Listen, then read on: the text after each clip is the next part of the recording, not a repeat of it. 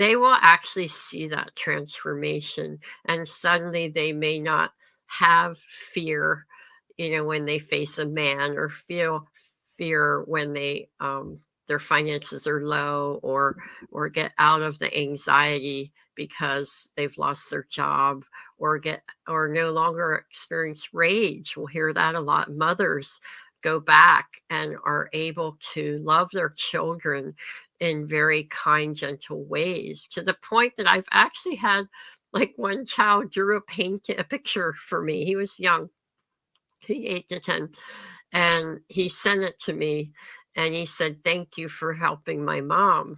And he had a picture before and after of mom with this angry face and him like looking afraid. And then the other picture showed them all holding hands. Their whole family was smiles. It was really beautiful. Welcome to Inspired Choice today. I'm your host, Caroline Biesalski, here to bring you authentic stories, surprising lessons, and powerful takeaways to fuel your journey in business and life. In each episode, I'll take you from one inspiring guest to the next, blending their experiences with my expertise to uncover practical strategies you can use right away. Whether you're starting out or stepping up, stay tuned for insights and actionable tips that make a difference. And stick around until the end for a special freebie just for our listeners. Hello and welcome, Inspired Podcast community. This is your new episode. My name is Caroline and my today's guest is Sue Corl, and I'm so happy that you are here. How are you doing today? Well, I'm great, and I'm so happy to be with you today, all of you. Oh, thank you so much for saying yes to our interview. And I would love to introduce you to the audience, of course. You are an international women's conference speaker, author, mentor, and the founder of Crown of Beauty International. You host the His Heartbeat podcast, and you have a deep passion for helping women embrace their true identity and reach their full potential. With over 25 years of experience as a coach, counselor, and speaker, you have impacted women worldwide from Asia to Africa and beyond. You hold 2 master's degrees in education and Christian counseling, and you have authored several books, including Shaking Off the Shackles. Welcome to the Inspired Podcast, Sue Corl. Oh, thank you so much. I'm excited to be here. Thank you. And my first question to you is, what inspired you to found Crown of Beauty International, and how has your work helped women globally?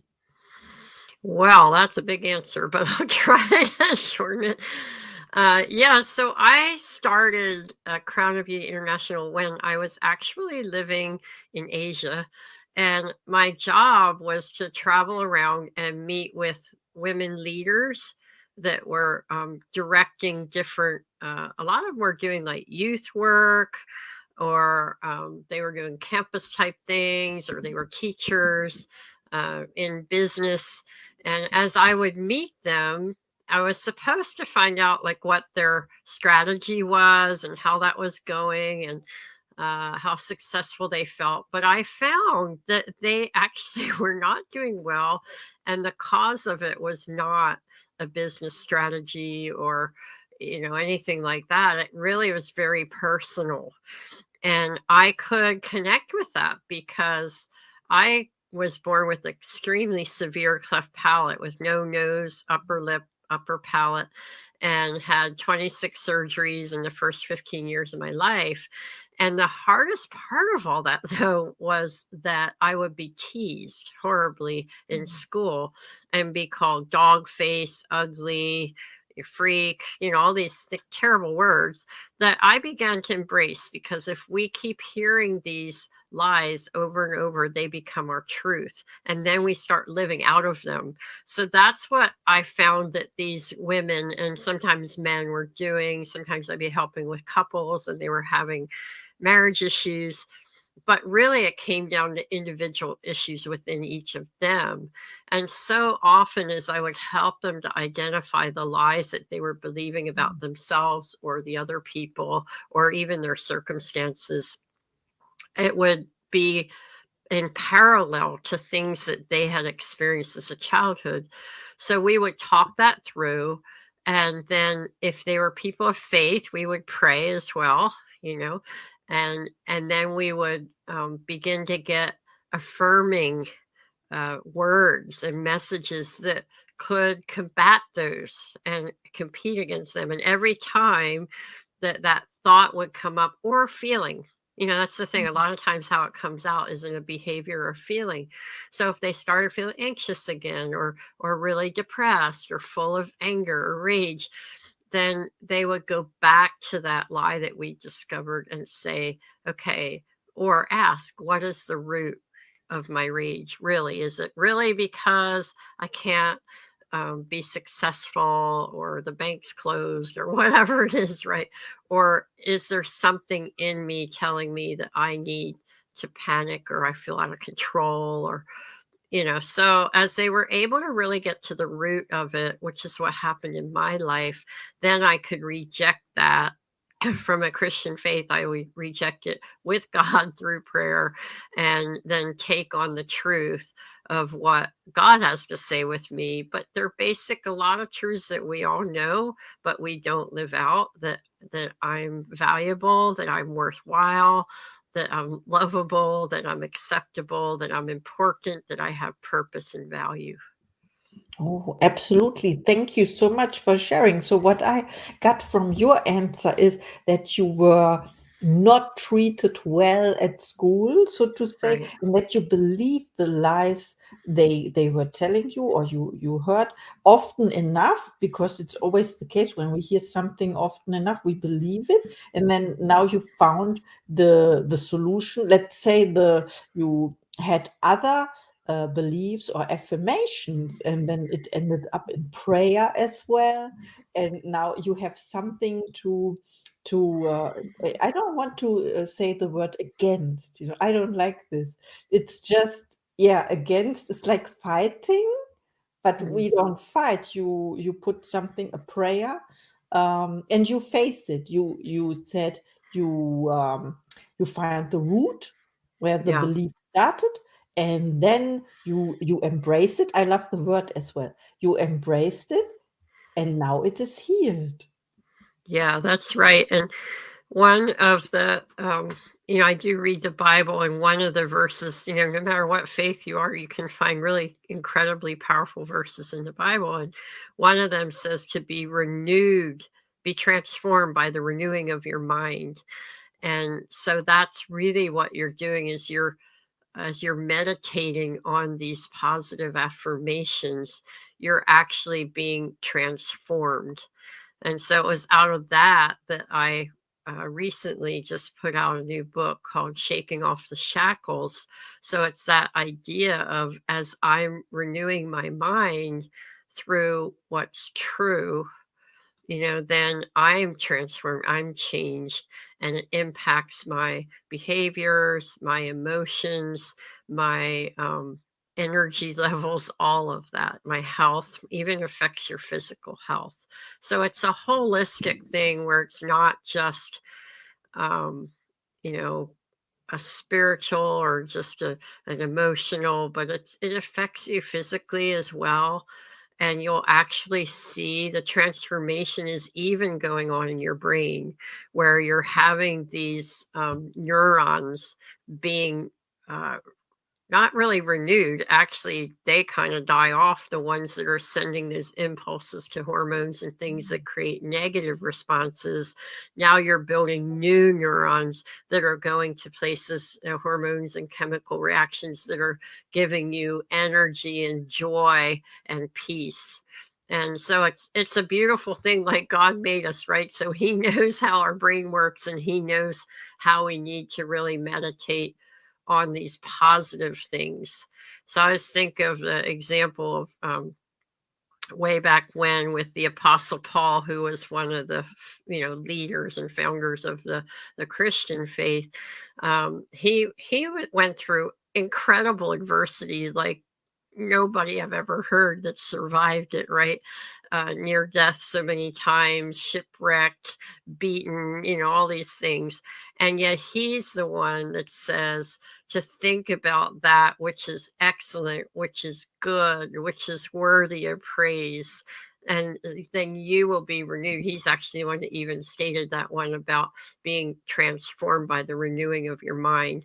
So, he's kind of a hero of mine, but I just think, he's on to something here, right? And it really does bring transformation to our life. Oh, I love what you said about St. Paul being a leader. And this is so true. I remember him traveling the world, spreading the message, and also writing letters, a lot of Yeah. letters. I don't know if you call this letters as well. I Yeah. know the Bible in the German language. Not so much in English, but renewing, be ye transformed by the renewing of your mind. Of course, one of the major quotes, and this is so true. And you explained so beautifully how this works by meditating. You have an affirmation, and then you sort of forget the old thoughts that are not longer serving you, and then you build, or your brain builds, new connections. And this Right. is also what we do with this podcast. Of course, we build new connections and we renew our minds. How do you encourage women to break free from limiting beliefs and embrace their true identity and potential? So I say we because I now have a team. I have teams in different countries. As we go into those places, they invite people. So y'all are welcome to invite our team, Crown of Beauty International. Just go on our website, crownofbeautyinternational.com, send me an email. And we go in and we share our own stories. I think stories are powerful, our own lives. We share some of those positive affirmations from the Bible, and then we do this with women who are coming out of, like, I'm about to go to Nepal, and they're coming out of a Hindu faith. Maybe they've become Christian, maybe they're not yet, but their Christian friends invited them, and we help them see all these beautiful truths of what our creator says about us. He's the very one who made us is the one who thinks so positively. And some people think that the Christian faith is just a bunch of do's and don'ts that make you feel bad, but it's quite the opposite, right? He's a God who's so loving and forgiving and kind and full of grace. And as we share that, then we're sharing our stories. It's starting to trigger in them, like, oh wow, yeah, I feel that way, or I've gone through that, or I understand that. And we're going to places, very impoverished places, where there's a lot of social issues, as there is everywhere. And women often will feel worthless and degraded. It could be just from a cultural thing, it could be from the way they're treated by some people. So we get them to look more at what is actually true. So I have this whole list of lies, which isn't very pleasant, but very long. They go through after they hear all our messages and get in a small group, and they go, yeah, sometimes I feel this one, sometimes I feel this one. Then we look at the positives, the opposite of that, the things that God actually says. And honestly, sometimes we believe lies about God. When we're going through trauma, we begin to doubt him. We begin to think he doesn't care. And again, that can be a mirror of our upbringing. Maybe we had a father that or authority figure that didn't love us or express that well, or maybe wanted to but wasn't available, or we didn't have a dad. It could be things like that. So we help them to identify these lies, and then through prayer they reject the lie. Lord Jesus, I reject that, and I accept the truth of what you say. And some people say Father, some people say Jesus, some people say God, whatever you're used to, however you do that prayer.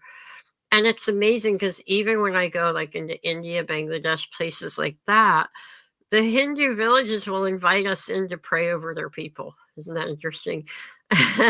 And we see the love of God come on them, and they get healing sometimes from sickness or from sadness or rage or whatever it is. And it's a beautiful thing. So once they come in and they see that truth, they say those affirmations, they're rejecting those lies, then we tell them this is a daily practice now. It's not a one up. You need to every day renew your mind. So we suggest they write out some of those affirmations, some of those scriptures if they want, and they post them all around. And once we do that, they say a habit takes, now they're saying 63 days. They keep upping the number, but anyway, 63 days of doing that, they will actually see that transformation. And suddenly they may not have fear, when they face a man, or feel fear when their finances are low, or get out of the anxiety because they've lost their job, or no longer experience rage. We'll hear that a lot. Mothers go back and are able to love their children in very kind, gentle ways, to the point that I've actually had, like, one child drew a picture for me. He was young, he 8 to 10, and he sent it to me, and he said, "Thank you for helping my mom."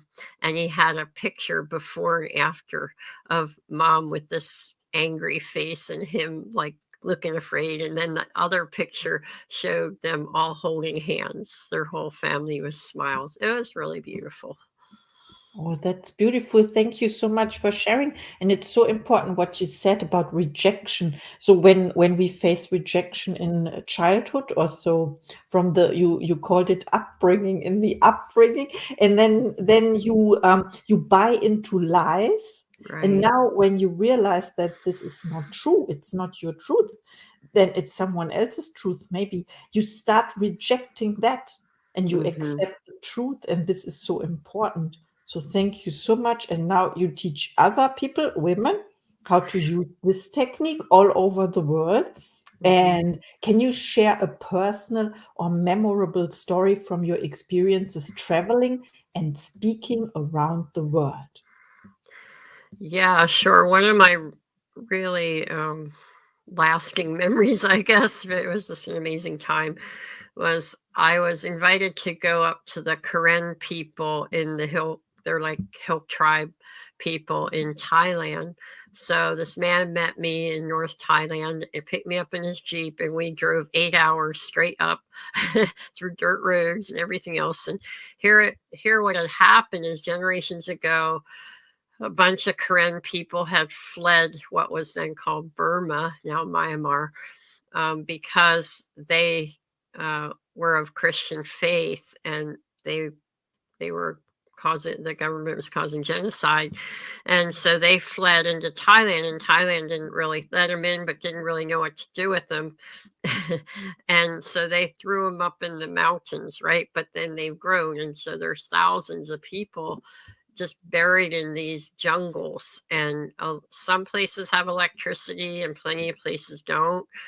Most have just dirt roads that wash out easily. There's tigers and cobras, but they found a way. They're amazing to live up there heartily and live off the land. They don't really get down to the town far away. Very few would have a car. A few will have a motorcycle. So we went up there, and we did a conference, and they brought in like 300 women from different villages, and they had to like go pick them up. It was a long process, and we were there for a few days. So one night we finished, and the director said to me, "Hey, I want to take you to this nearby village so you can really see how they live, and they want to meet you." So we did. Um, traveled along those dirt roads, got there. There was no electricity. It was really kind of cool to see. It was the most stars I've ever seen in my whole life, because there's no lighting. And so you can see they all have fires going. And so they did build a church. It was the only building, so to speak. You know what I'm saying? The others were like made out of wood. There's a lot of jungle, a lot of wood up there, but this was like concrete.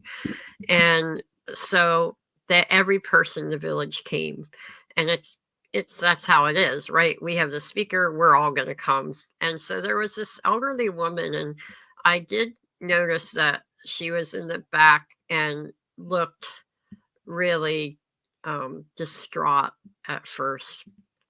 And she was there with her family. You could see all the generations. And I shared my testimony, and that point, I felt really led by God to share more from the perspective of my mother, what that was like for her to give birth to a baby that they were told to take her home to die. We can't help her. But mom took me home and figured out a way to get food into me, and then took me back, and just how she raised me and gave me courage, even though that it was very trying for her, right? Financially, it was so hard for us. My dad ended up leaving us out of all this. And so it was really tough, but she always had faith, and she always gave me those positive affirmations. And even though it was really hard at school, I knew I could come home and be safe and be loved, and feel like an important, worthy person, right? That really helped.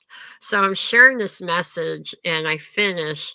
I go to the back, I'm greeting people and everything. Of course, I have a translator, right? I don't speak Korean.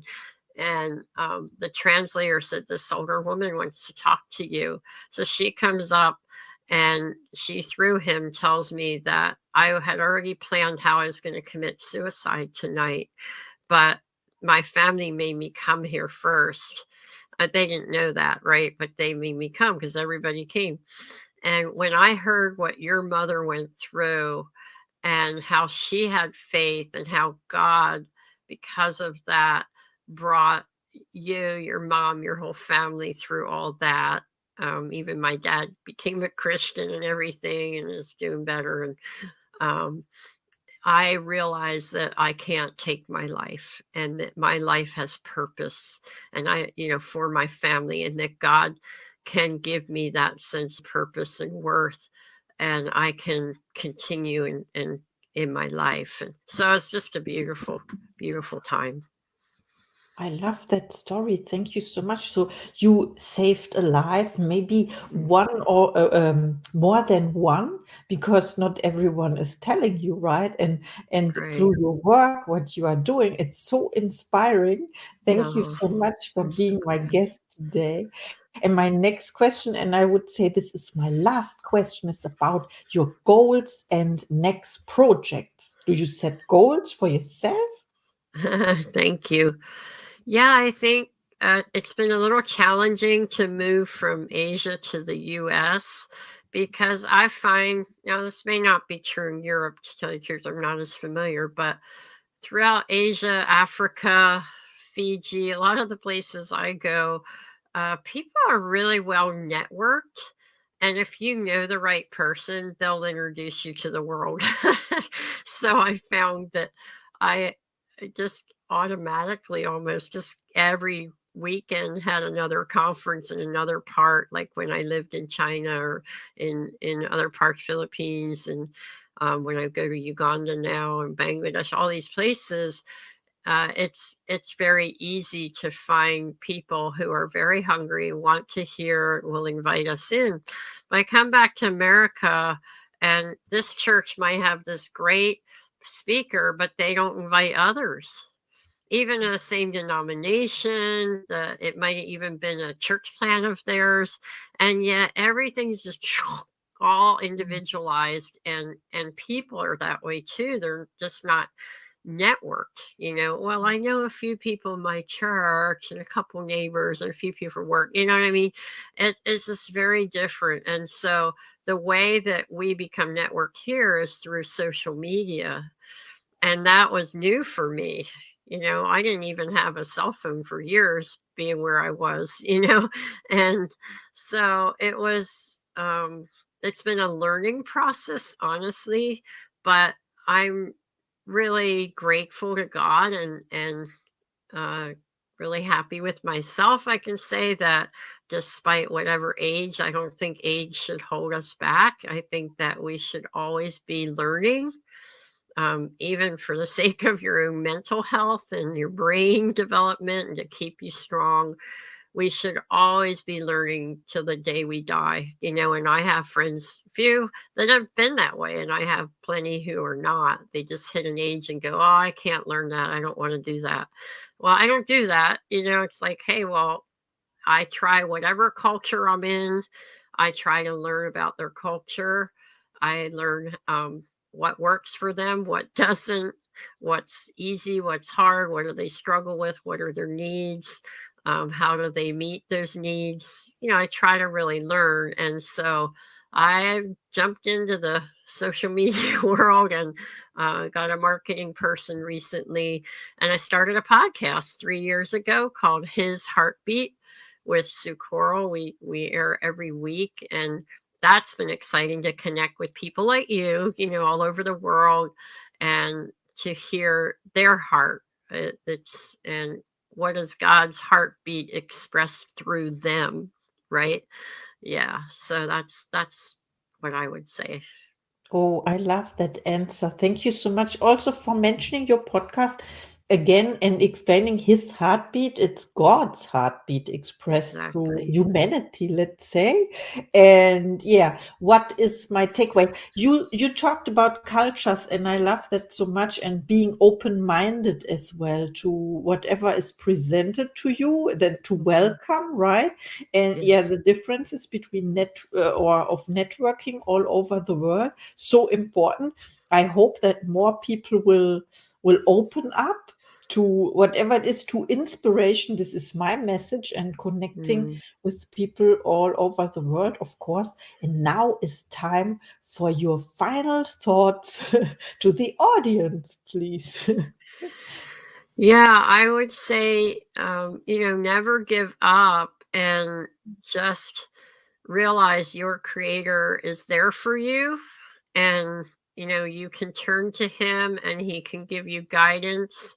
I feel like the Bible is really inspirational, like Psalms and the New Testament, especially some of the Old Testament books are really inspirational, and I think that's helpful, just to find out what is actually true, and always be knowing and thinking that when you feel bad about yourself, you're believing a lie, because very clearly it says that you are fearfully and wonderfully made, and that God put you here for a wonderful purpose. And even if you're stuck with a lot of limitations, a lot of hard things, he still has a good purpose for you, and you can have a wonderful, loving impact on the people around you. Wow, your creator is there for you. This is the best message. Thank you, Sue Corl. It was an amazing interview. Oh, thank you so much. Appreciate it. It was really fun to be here. Thank you, and see you in the next episode. Thank you for listening to Inspired Choice today. I'm thrilled to have you on this journey of growth and transformation. Don't forget to hit follow or subscribe to stay connected and never miss an episode. And here's something special. Grab your free 20-minute breakthrough session with me. It's designed to help you kickstart or level up your business. Just check out the show notes for more. Until next time, keep making those inspired choices, and see you in the next episode.